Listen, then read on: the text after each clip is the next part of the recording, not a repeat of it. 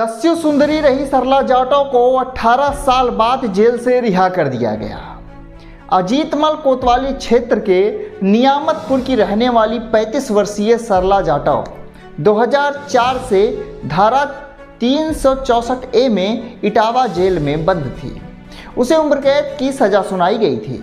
High court से जमानत मिलने पर शुक्रवार को रिहाई के बाद यह अपने भाई के साथ देर रात गांव चली गई।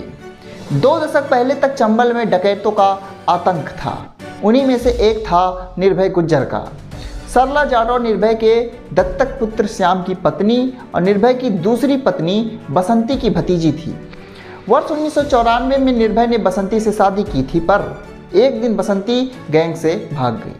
कई वर्षों तक निर्भय बसंती को खोजता रहा और वर्ष 1999 में उसने बसंती को भाई के साथ मौत के घाट उतार दिया था।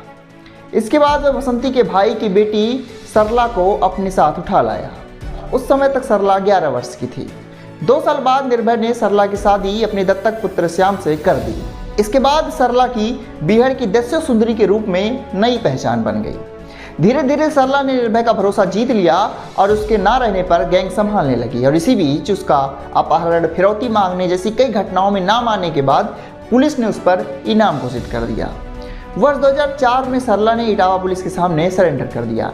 सेशन कोर्ट ने उसे उम्र कैद की सजा सुनाई थी। अब वह फिर 18 साल बाद अपनी सजा पूरी कर जेल से बाहर आ चुकी है। तो ये थी बिहार के जंगलों में पली दस्यु सुंदरी की कहानी। आपने जाना वह किस तरीके से अपराध की दुनिया में आई, उसे सजा हुई और फिर आज उसे जमानत भी हो गई। इस पर अपनी राय कमेंट बॉक्स में जरूर बताइए। साथ ही चैनल पर नए हैं तो सब्सक्राइब कीजिए। फिर मिलते हैं आपसे अगली न्यूज़ में, तब तक के लिए जय हिंद, जय भारत, नमस्कार।